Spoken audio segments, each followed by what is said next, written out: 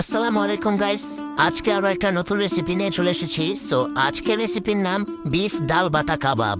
এই কাবাবটা বানানোর জন্য প্রথমে নিয়ে নিয়েছি 2 কাপের মতো মসুর ডাল, প্রায় 250 গ্রামের মতো গরুর মাংস। এবারে দিয়ে দিলাম 1 চামচের মতো আদা রসুন বাটা, 1 চামচ লবণ, 1 চামচ গুঁড়া মশলা, 1 চামচ শাহি মশলা, 1 চামচ ধনিয়া গুঁড়া, 1 চামচ জিরা গুঁড়া। এরপরে দিয়ে দিলাম প্রায় 1/2 কাপের মতো তেল। এবারে সবগুলো মশলা একসাথে মিশিয়ে নেব। এরপরে চুলায় বসিয়ে দিলাম, কিছুক্ষণ সিদ্ধ করে নিতে হবে। সিদ্ধ করার সময় কিন্তু একটু পরপর নেড়ে চেড়ে নিতে হবে। এরপরে প্রায় 1 কাপের মতো পানি দিয়ে দিলাম। পানি দিয়ে আবারও কিছুক্ষণ নেড়ে চেড়ে ঢাকনা দিয়ে ভালোভাবে সিদ্ধ করতে দিব। দেখুন পানিগুলো প্রায় শুকিয়ে এসেছে। এবার নেড়ে চেড়ে মাখা মাখা করে নেব।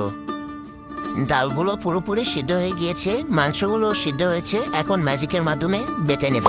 সবগুলো উপকরণ কিন্তু একসাথে বেটে নিয়েছি। এবারে এর মধ্যে দিয়ে দেব 1 কাপের মতো পেঁয়াজ কুচি, 1 কাপের মতো ধনিয়া পাতা, 1 কাপের মতো মরিচ কুচি। তারপর দিলাম 1 চামচের মতো শাহি মশলা, 1 চামচের মতো ধনিয়া গুঁড়া। এরপরে আবারও ভালোভাবে মিশিয়ে নেব। এবারে একটা ডিম ভেঙে এর সাথে মেখে নেব।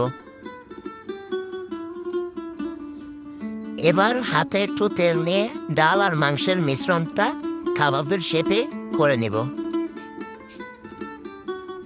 আমি একটা করে দেখাচ্ছি, এভাবে সবগুলো করে নেব।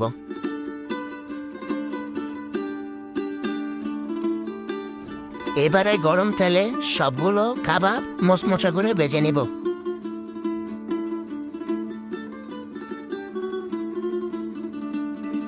কাবাবগুলো উল্টে পাল্টে এপাশ ওপাশ ভালোভাবে ভেজে নেব।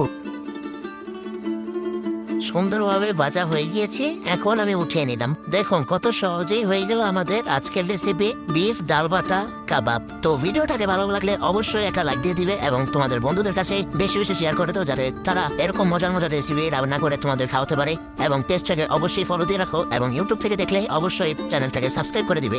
বাই বাই, ফিরে আসবো আর একটি নতুন রেসিপি নিয়ে।